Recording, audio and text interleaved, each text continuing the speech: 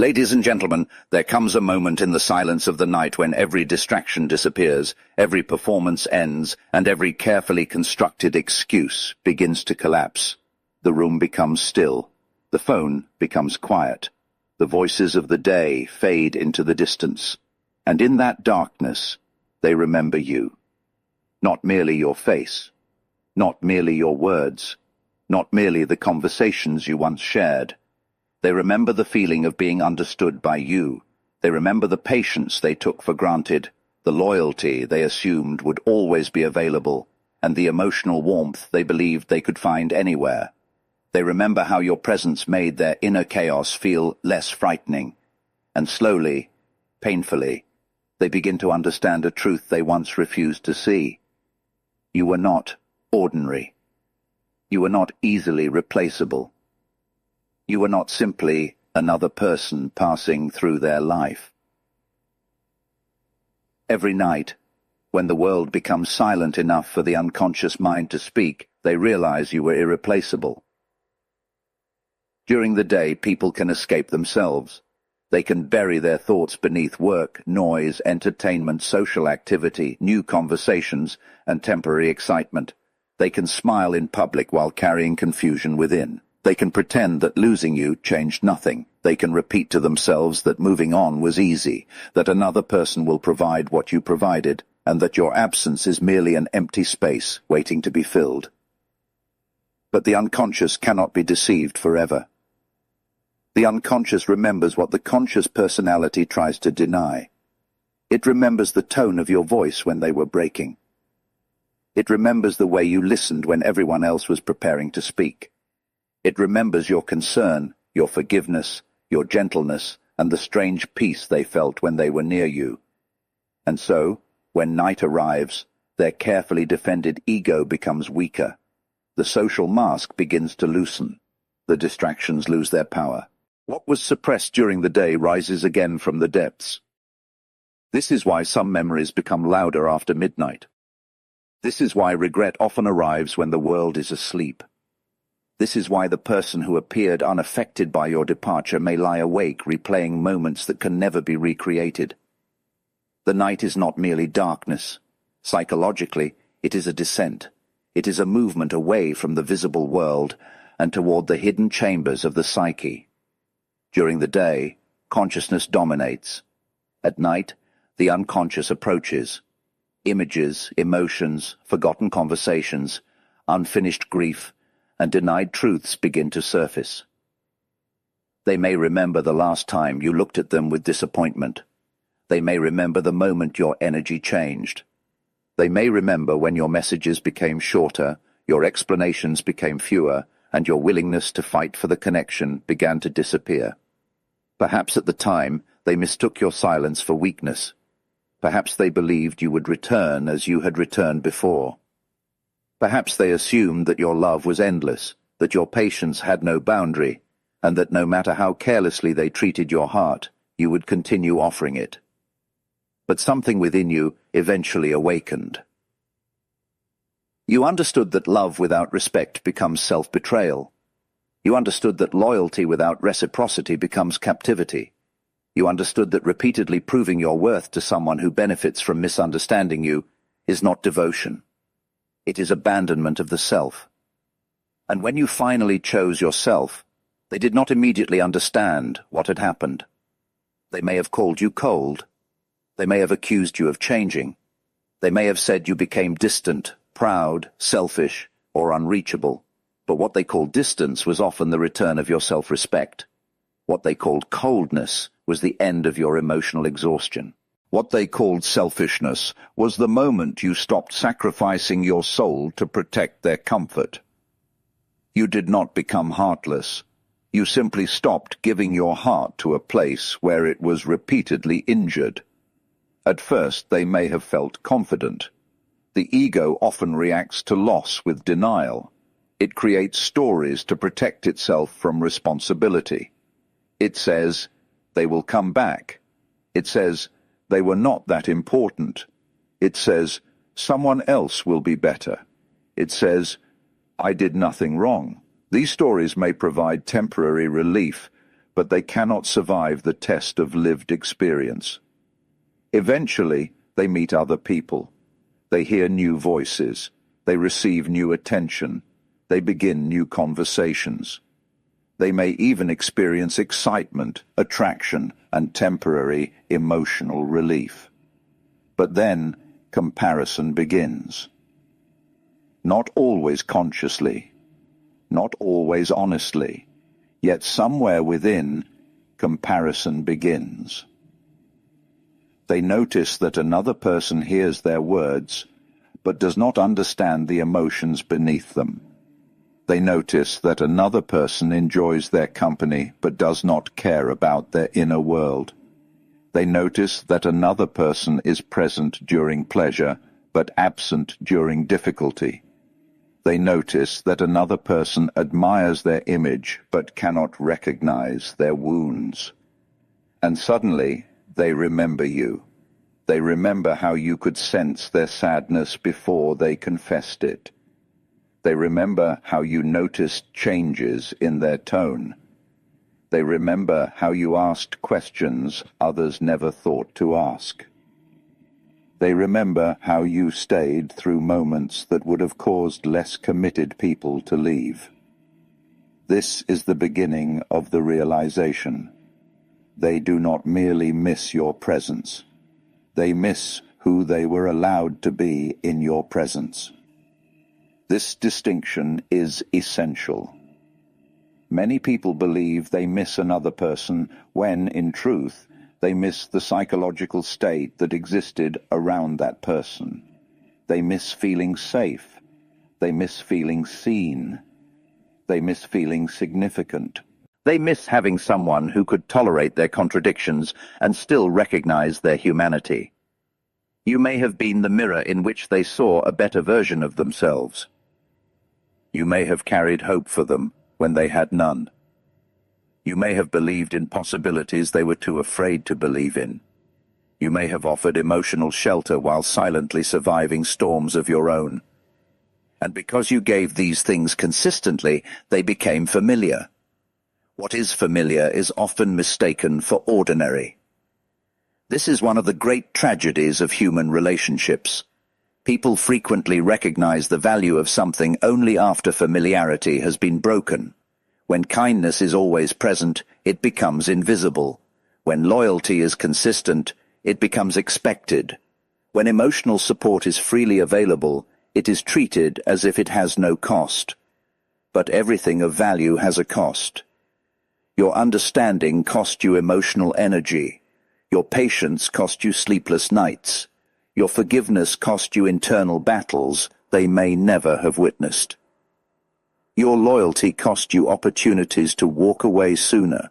Your presence cost you pieces of time, hope, trust, and psychological strength. They may not have understood this while receiving it. But absence becomes a teacher that presence could never be. Your absence places them in direct contact with what your presence once protected them from. Without you, they may be forced to sit with loneliness they once placed upon your shoulders. Without you, they may have to confront insecurities you repeatedly soothed. Without you, they may discover how rare it is to find someone who listens without exploiting vulnerability. Without you, they may begin to understand that emotional depth cannot be replaced by superficial attention, and this understanding may arrive night after night. At first it may appear as restlessness, then nostalgia, then curiosity, then comparison, then regret. They may wonder where you are. They may wonder whether you still think of them. They may wonder whether someone else now receives the love they failed to value. They may search for signs that you are still emotionally available. They may look at old photographs, reread old messages, revisit familiar places, or silently observe your life from a distance. But beneath all these actions lies a more disturbing question. What if I lost something I will never find again? This question is painful because it cannot be answered quickly. The ego wants certainty. It wants to believe that every loss can be reversed and every person can be replaced. Yet the soul knows that human beings are not interchangeable objects. Every authentic bond carries a unique psychological pattern. The connection between two people forms a symbolic world of its own. Shared memories, private meanings, emotional rituals, familiar expressions, unspoken understanding, and countless small moments that cannot be perfectly reproduced. Another person may be kind, but they will not be kind in precisely your way. Another person may listen, but they will not hear through the same history. Another person may love them, but that love will carry a different soul, a different consciousness, and a different emotional language. This does not mean no one else can ever love them. It means no one else can become you. They may spend months trying to prove otherwise. They may choose someone with qualities that resemble yours. They may seek your warmth in another face, your patience in another voice, your loyalty in another relationship, and your emotional intelligence in another connection. But imitation is not identity. Similarity is not sameness. A familiar gesture cannot recreate the entire universe that once existed between two people. And so the search becomes frustrating. Each new encounter may remind them not only of what is present, but of what is missing. They may compare without intending to compare. They may become disappointed without understanding the source of their disappointment. They are not necessarily dissatisfied with the new person. They are confronting the uniqueness of what they lost.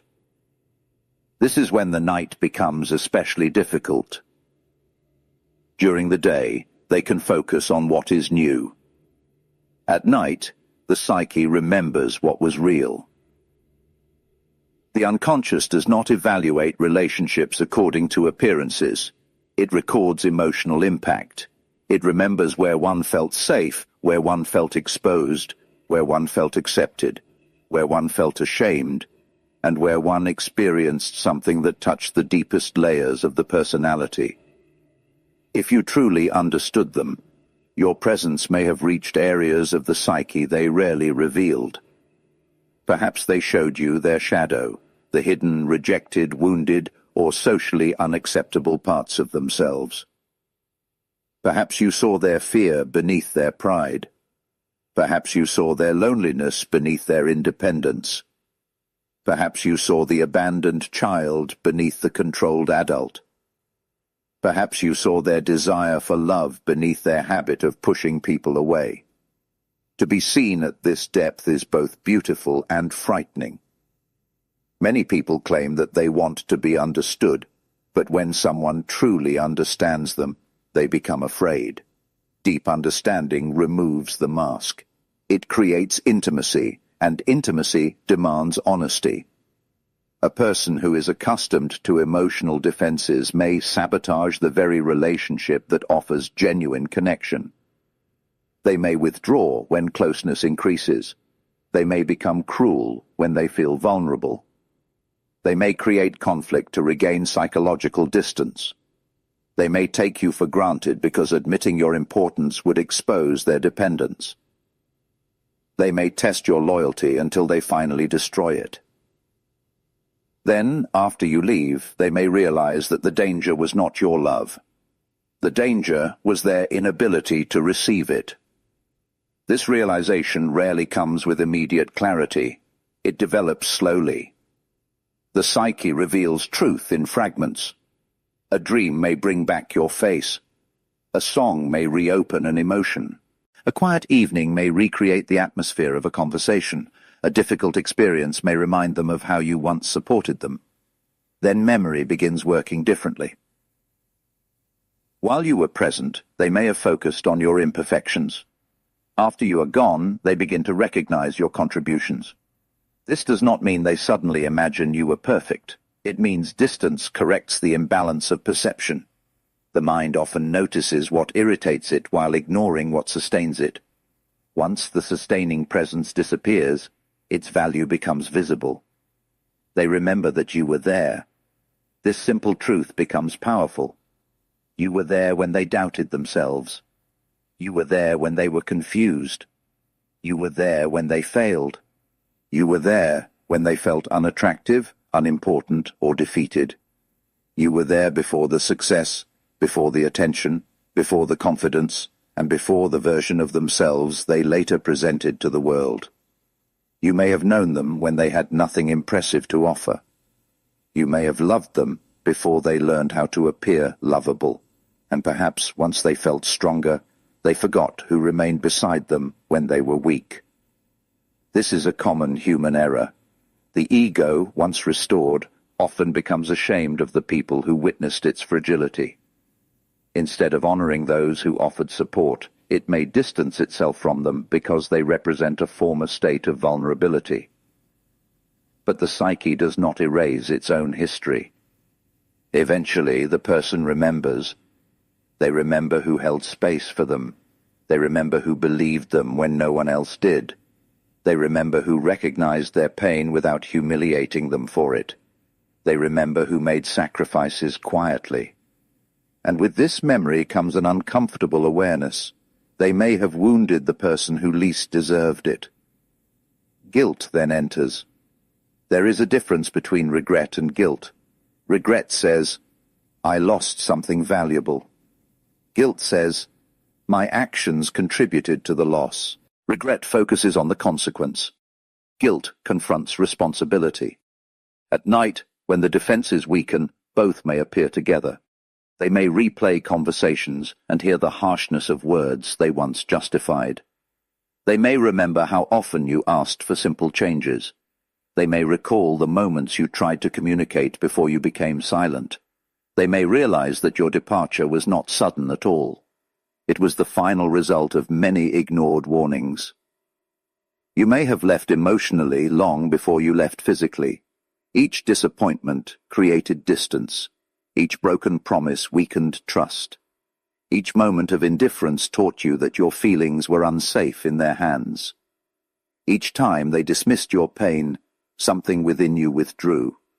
By the time you finally walked away, you may already have grieved the relationship in secret. They saw the final action. They did not see the 1,000 internal farewells that came before it. Now, every night, they may return to the beginning. They may ask where things changed. They may search for the exact moment when your love became exhaustion, when hope became resignation, and when your desire to repair the bond became a desire to escape it. But relationships rarely die in one dramatic moment. They die through accumulation. 1,000 small acts of neglect can destroy what one great declaration of love cannot restore. A person may say, I love you, while consistently behaving as though your emotional reality does not matter. Words may preserve the illusion of connection for a while, but the body knows, the nervous system knows, the heart knows, the unconscious knows. Eventually, you knew. You realized that you were becoming smaller in order to remain connected. You monitored your words to avoid conflict. You reduced your needs to avoid being called demanding. You accepted confusion because clarity threatened the relationship. You forgave without repair. You stayed calm while your inner world collapsed. This is not love in its mature form. Mature love does not require the destruction of individuality. It does not demand that one person disappear so the other can remain comfortable. It does not punish honesty or reward self-abandonment. Love worthy of the soul allows both people to exist. When you finally understood this, your departure became an act of individuation. Individuation is the process of becoming psychologically whole. It is the movement away from unconscious conformity and toward a conscious relationship with the true self. It requires us to separate from identities, expectations, attachments, and roles that no longer serve the development of the soul. Sometimes individuation looks like achievement. Sometimes it looks like solitude. Sometimes it looks like saying no. Sometimes it looks like leaving a person you still love because remaining would require you to betray yourself. This is one of the most painful truths. Love and departure are not always opposites. You can love someone and still understand that the relationship is destroying you. You can remember their good qualities and still refuse to accept their harmful behavior. You can forgive them internally and still deny them access to your life. You can wish them healing without returning to the place where you became wounded. They may not understand this at first. From their perspective, your boundary may feel like punishment. But a boundary is not punishment. A boundary is information. It says, "This is where I end, and you begin." It says, "Your pain does not give you permission to create mine." It says, "I can understand your wounds without volunteering to become another one of their consequences." It says, "My empathy will no longer be used against me." When you establish such boundaries, people who benefited from your lack of them may accuse you of changing, and they are correct. You have changed. But change is not always betrayal. Sometimes remaining the same would be the greater betrayal. You changed because pain forced consciousness upon you. You changed because you finally recognized the pattern. You changed because the part of you that once feared abandonment began to fear self-abandonment even more. Perhaps you had spent years trying to prove that you were worthy of being chosen. You gave more, waited longer, explained repeatedly, and tolerated behavior that contradicted your values. Deep within, there may have been an old wound. The belief that love must be earned through sacrifice. Such wounds often begin long before the relationship in which they become visible. A child who receives inconsistent affection may grow into an adult who confuses uncertainty with passion. A child who must manage the emotions of caregivers may become an adult who feels responsible for rescuing partners. A child whose needs are ignored may become an adult who feels guilty for having needs at all. Then a relationship activates the old pattern. You do not merely love the person. You unconsciously attempt to resolve the past through them. You hope that this time, if you are patient enough, useful enough, understanding enough, beautiful enough, or loyal enough, the unavailable person will finally choose you. But the psyche cannot heal by repeating the wound indefinitely. Repetition without consciousness becomes imprisonment. At some point, you must recognize that you are not only waiting for them to change, you are waiting for the past to change. And the past cannot change. Only your relationship to it can change. When you left, therefore, you may not have been leaving one person alone. You may have been leaving an entire psychological pattern. You were leaving the version of yourself that believed suffering was proof of devotion. You were leaving the habit of chasing clarity from people committed to confusion. You were leaving the fantasy that your love could complete someone who refused to confront themselves. This transformation makes you even more irreplaceable because you are no longer the person they could access without effort. The old version of you tolerated inconsistency. The emerging version of you requires integrity. The old version of you feared losing them. The emerging version understands that losing yourself would be worse. The old version of you returned after apologies. The emerging version watches behavior. The old version listened to promises. The emerging version studies patterns. And every night, they may sense this change.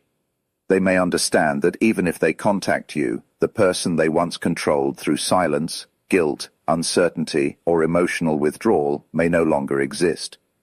This realization can be more painful than the original separation. They are not only losing access to you, they are losing access to the version of you that accepted less than you deserved. Perhaps this is why they become nostalgic. They remember your openness, your availability, and your willingness to repair. But nostalgia can be selective. They may miss what you gave without fully confronting what it cost you to give it. Do not confuse someone missing your benefits with someone being prepared to honor your humanity. A person can miss your attention and still lack the maturity to respect you. A person can regret losing you and still refuse to transform. A person can feel lonely without becoming accountable.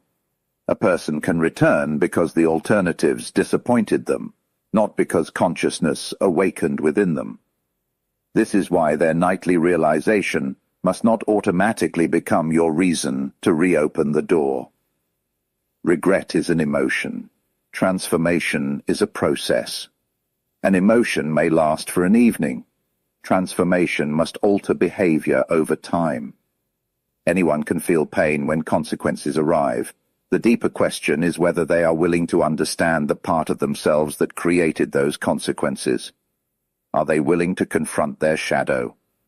Are they willing to see the pride, fear, selfishness, avoidance, or emotional immaturity that damaged the bond?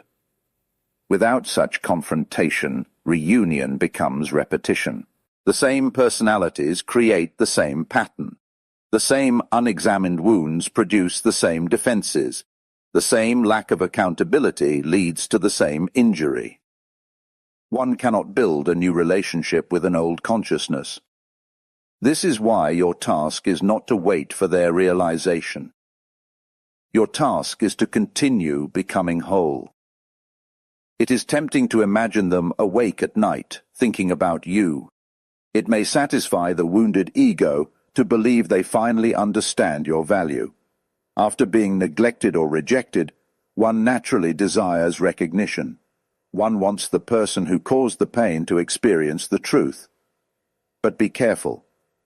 If your healing depends on their regret, you remain psychologically connected to them. If your peace depends on their suffering, they still possess influence over your inner world.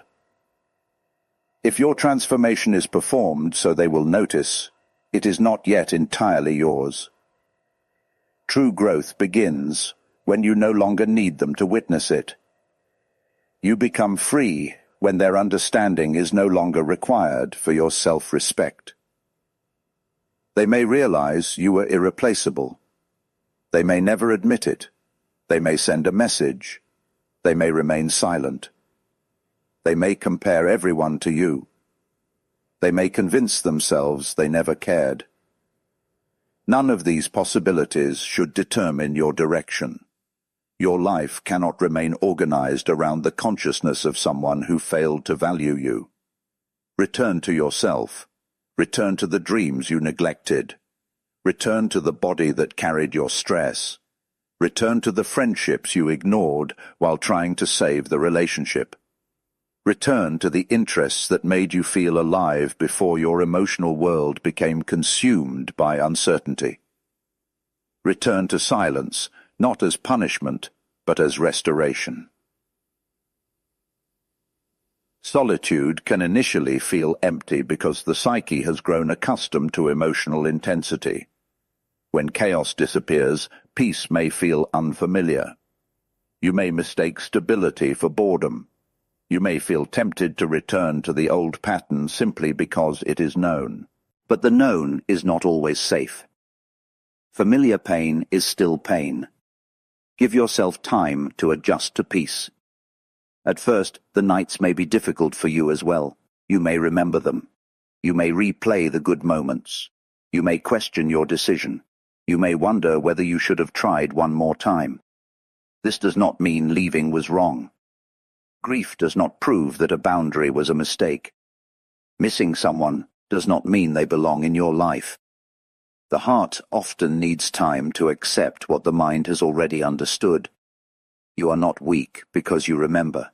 You are not foolish because you once loved deeply. You are not defeated because part of you still wishes the story had ended differently. Grief is the price of psychological separation. When two lives have become emotionally intertwined, the psyche must slowly withdraw its projections, hopes, fears, and fantasies. This process cannot be rushed. You may not only be grieving the person, you may be grieving the future you imagined. You may be grieving the apology that never came. You may be grieving the version of them you believed they could become. You may be grieving the version of yourself that existed before the disappointment. Allow this grief to educate you. Let it reveal where you ignored your intuition. Let it show you which boundaries arrived too late. Let it expose the wounds that made inconsistency attractive. Let it teach you the difference between connection and attachment. Connection allows freedom. Attachment fears separation. Connection sees reality. Attachment clings to potential. Connection respects boundaries. Attachment experiences boundaries as abandonment. Connection grows through truth. Attachment survives through fantasy. Perhaps you were attached not only to who they were, but to the belief that your love would eventually awaken them. But no person can perform another's inner work. You can invite consciousness. You cannot force it. You can offer love. You cannot make someone capable of receiving it. You can communicate your needs. You cannot create maturity in a person who benefits from avoiding it. You can forgive. You cannot heal on behalf of the one who continues causing harm. The moment you accept this, something powerful changes. You stop viewing their inability to value you as evidence that you lacked value. You understand that perception is limited by consciousness. A person can stand before something precious and fail to recognize it because they have not developed the inner capacity to see.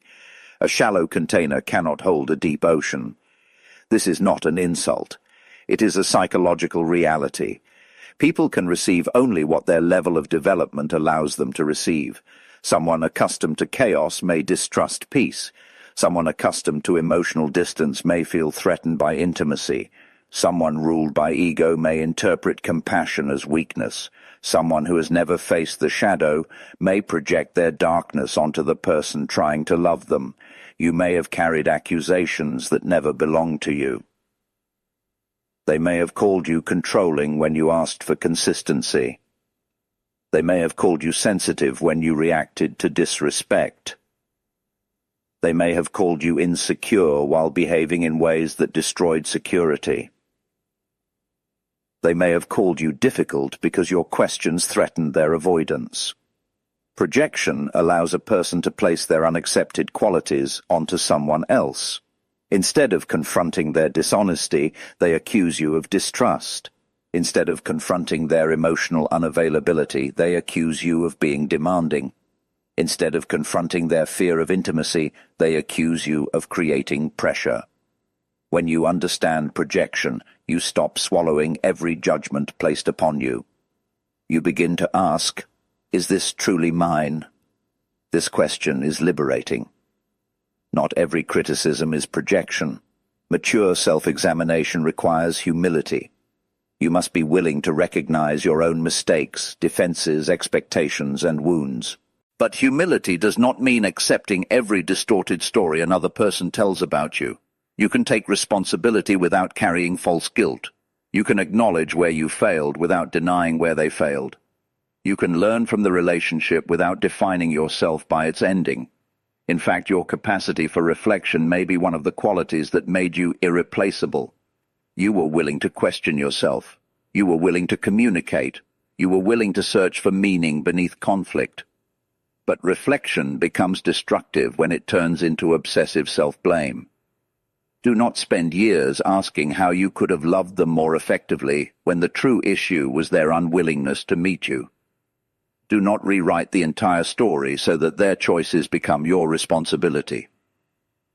Do not imagine that perfect words would have changed someone committed to misunderstanding you. Sometimes you expressed yourself clearly. They simply preferred the version of reality that protected their ego. And now, perhaps every night, that protection becomes weaker. The truth returns. They remember that you tried. They remember that you stayed. They remember that you warned them. They remember that your final silence contained everything your earlier words had failed to communicate. Silence can become the last language of an exhausted soul. When explanation repeatedly meets dismissal, silence emerges. When vulnerability repeatedly meets indifference, silence emerges.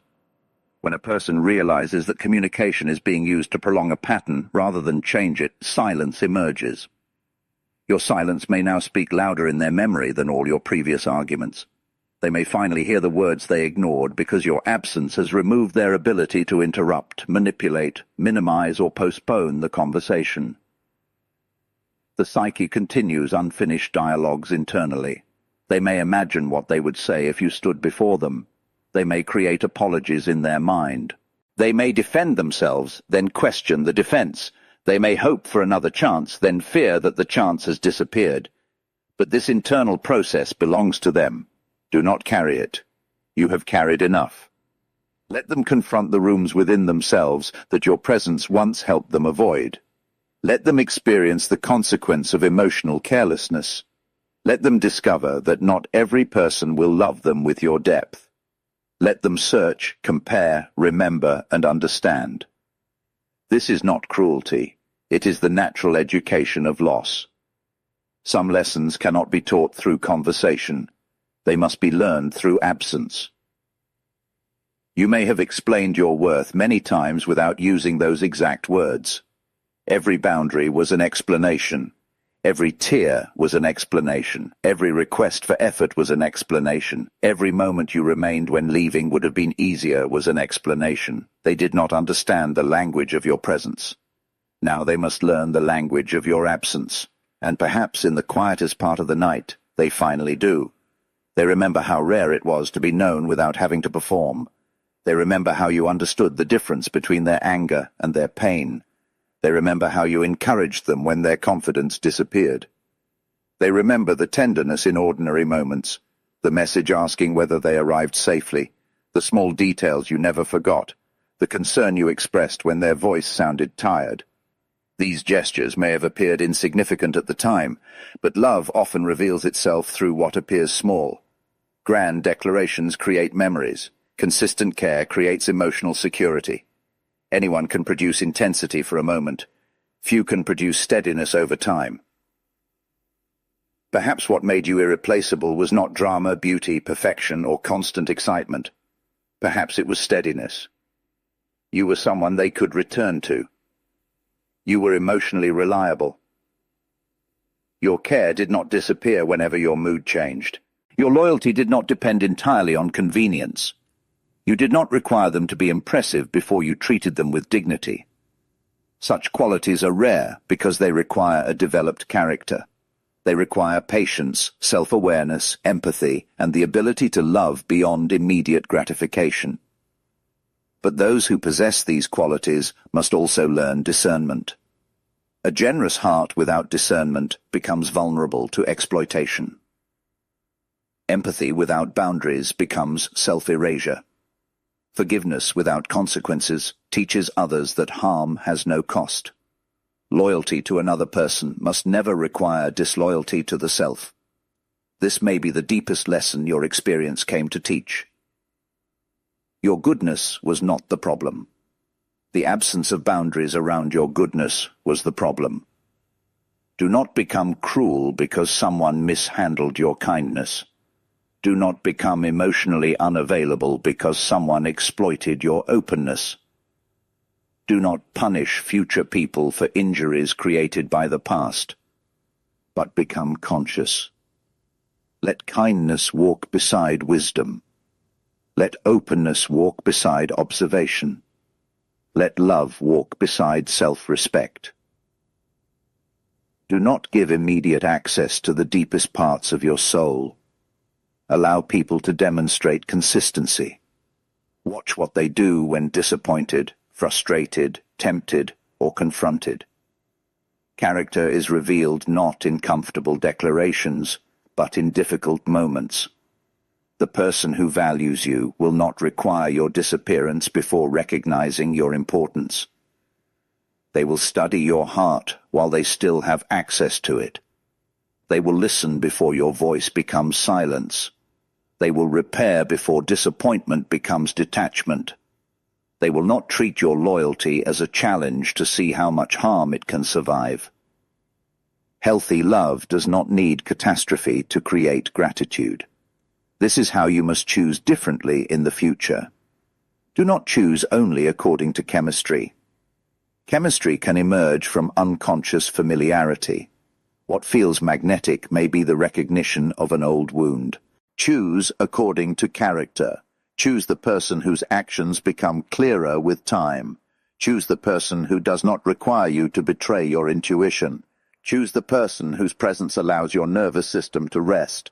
Choose the person who can hear no without withdrawing love. Choose the person who takes responsibility without turning every discussion into a battle for innocence. Choose the person who is interested not merely in possessing you, but in knowing you. When such love arrives, you may initially struggle to trust it. Peace may feel suspicious after chaos. Consistency may seem less exciting than uncertainty. You may search for hidden danger because your body has learned to associate intimacy with instability. Be patient with yourself. Healing is not the erasure of memory. It is the creation of a new relationship with memory. The past may still appear, but it no longer controls your decisions. You may remember them without contacting them. You may feel sadness without abandoning your boundary. You may appreciate the good moments without denying the harmful pattern. You may love what was and still choose what must be. This is maturity, and perhaps they too will mature through losing you. Perhaps your departure will become the event that forces them inward. Perhaps the nightly regret will eventually become genuine self-examination. Perhaps they will confront the shadow, recognize their defenses, and become more conscious in future relationships. You may never see this transformation. It may not be yours to see. Some people enter our lives not to remain forever, but to activate a process. You may have been the mirror that revealed their emotional limitations. They may have been the wound that forced you to discover your strength. The relationship may have failed in one sense and still served a psychological purpose. It exposed the unconscious. It revealed what each of you needed to confront. Do not reduce the entire experience to victory or defeat. Ask what it awakened. Ask what it taught. Ask which part of you died and which part was born. Perhaps the dependent part died. Perhaps the silent part found a voice. Perhaps the frightened part discovered courage. Perhaps the abandoned inner child finally encountered an adult self capable of protection. This is the gift hidden within the loss. You became the person you had once been waiting for. You became the protector. You became the witness. You became the one who said enough. You became the one who refused to negotiate your dignity. This inner transformation cannot be taken from you. They may remember you every night, but you must learn to sleep peacefully. They may realize you were irreplaceable, but you must realize that your own soul is also irreplaceable. It cannot be sacrificed endlessly. It cannot be abandoned every time someone threatens to leave. It cannot remain trapped inside relationships where love is spoken but not practiced. Your soul requires a life in which it can breathe. Therefore, do not make their regret the center of your future. Let it remain where it belongs, within their own consciousness. Your journey continues. There are people you have not yet met who will recognize the qualities others overlooked. There are rooms you have not entered where your voice will be welcomed. There are experiences waiting for the version of you that no longer begs for permission to exist. But to reach them, you must stop standing psychologically at the door you already closed. Closure is not always an explanation from the other person. Sometimes closure is your own decision to stop searching for an answer that changes nothing. Why did they fail to value you? Because they lacked awareness. Because they were wounded, because they were immature, because they were distracted, because they believed you would stay, because your love became familiar. There may be many explanations, but no explanation alters the consequence. You were hurt, the bond was broken, and now you must build a life from truth rather than fantasy. The truth is that you deserved reciprocity. The truth is that your needs were not excessive merely because the wrong person refused to meet them. The truth is that asking for honesty, consistency, respect, and emotional safety is not asking for too much. It may have been too much for them. That does not make it too much. Never reduce your standards to fit someone's limitations. Standards are not walls against love. They are filters through which mature love becomes visible. A person who genuinely values you will not resent the standards that protect your well-being. They will understand that trust is built, intimacy is earned, and respect must be sustained. You may still have moments of doubt. On lonely nights, the old memories may return. You may imagine that they are awake thinking of you. Perhaps they are, perhaps they are not. But turn the question around. Instead of asking, do they miss me? Ask, do I miss who I became around them? Instead of asking, do they regret losing me? Ask, would returning require me to lose myself again? Instead of asking, have they changed? Ask, have their patterns changed consistently enough to create safety? Instead of asking, was I irreplaceable to them? Ask, have I learned to treat myself as irreplaceable? This is where the center of power returns to you. Self-worth cannot depend entirely on being unforgettable to another person. You are valuable even if they distract themselves successfully. You are valuable even if they never apologize. You are valuable even if they create a new life and refuse to confront the past. Your value is not produced by their recognition. Recognition merely reveals whether they possess the eyes to see it. The moon does not lose its existence because someone closes the curtains. The ocean does not become shallow because someone refuses to enter it. Your depth remains your depth. Your loyalty remains part of your character. Your capacity for love remains real. The task is not to destroy these qualities. The task is to place them where they can be honored. So let them remember. Let the night bring your memory to them. Let silence explain what your words could not. Let every shallow connection remind them of depth. Let every moment of loneliness teach them the meaning of presence. Let every failed substitute reveal the uniqueness of what they lost. But do not stand still waiting for the lesson to be completed. Walk forward. Walk forward with grief if necessary. Walk forward with unanswered questions. Walk forward while part of your heart still remembers. Courage is not the absence of attachment. It is the decision not to let attachment govern your destiny. One day you may look back and realize that being irreplaceable to them was never the highest achievement. The greater achievement was becoming irreplaceable to yourself. You stopped abandoning your needs. You stopped insulting your intuition. You stopped confusing endurance with love. You stopped asking emotionally unavailable people to confirm your worth. You became your own foundation, and from that foundation, a different life becomes possible. A life where love is shared rather than begged for. A life where silence is peaceful rather than manipulative. A life where vulnerability is protected rather than punished. A life where you do not have to disappear for someone to notice your value. This is the life toward which individuation calls you. It is not an easy path. To become whole, you must release identities built around being needed. You must stop deriving worth from rescuing others. You must confront the fear that if you are not constantly useful, forgiving, patient, or available, no one will remain. The right people do not remain because you exhaust yourself for them. They remain because there is mutual recognition. They remain because the relationship allows both souls to develop. They remain because love is not used as a weapon. And when separation becomes necessary, the mature person does not destroy what was once sacred merely to protect the ego. They can grieve, take responsibility, and let go without rewriting the entire history. Perhaps one day, the person who lost you will reach this maturity. Perhaps they will finally admit, at least to themselves, that you were rare. They may understand that your love was not weak because it was gentle.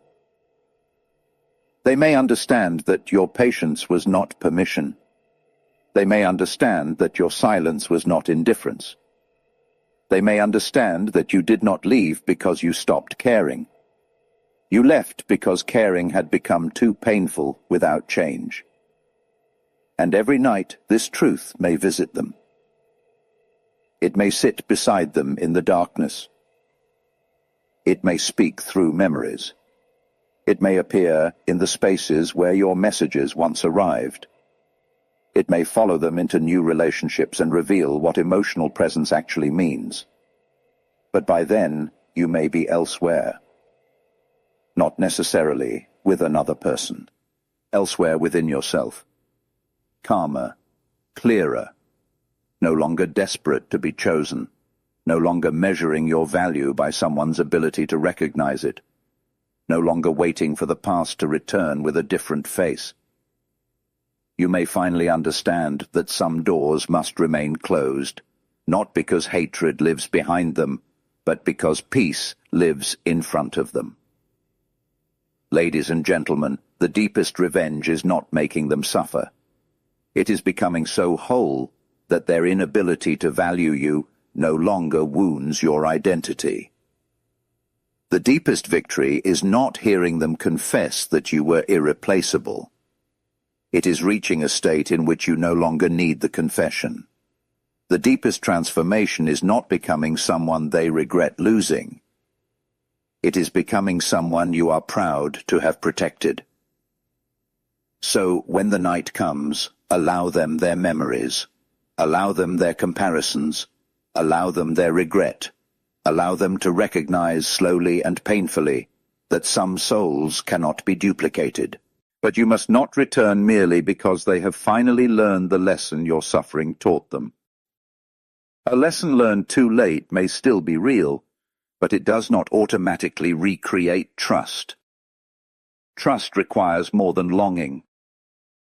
It requires responsibility. It requires sustained change. It requires the courage to face the shadow rather than merely escape loneliness. Until such change exists, let absence remain the teacher, and let your life become the evidence that leaving was not the end of you. It was the beginning of self-respect, the beginning of clarity, the beginning of a deeper relationship with your own soul, the beginning of a future in which your love is no longer wasted on those who recognize treasure only after throwing it away. Every night they may realize you were irreplaceable, but every morning you must rise and remember something even more important. You were never created to spend your life proving your worth to people committed to overlooking it. You were created to become conscious, to become whole, to love without disappearing, to forgive without surrendering discernment, to walk away without hatred, to remember without returning, and to carry your irreplaceable soul toward the life that is finally worthy of it.